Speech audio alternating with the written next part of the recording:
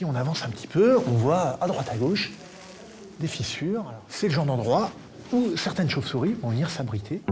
Elles sont des milliers, comme cette muffin à moustache, à profiter des cavités en tuffeau du coteau saumurois. Un site de 30 km qui héberge 20 des 36 espèces présentes en France. Ça draine vraiment beaucoup de chauves-souris sur des distances assez importantes parce que c'est connecté à la Loire, parce qu'il y a un réseau de souterrains unique en quantité, donc en diversité de types de souterrains, soumis au courant d'air comme aujourd'hui, d'autres plus tempérés. Donc chaque espèce va y trouver son compte, va y trouver aussi ses petites habitudes. Elles ont des habitudes, elles aiment bien retourner au même endroit.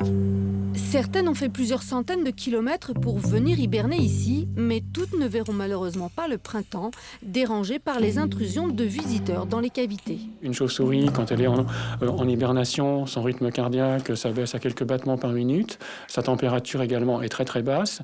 Et le dérangement les oblige à se réchauffer pour pouvoir ensuite s'envoler.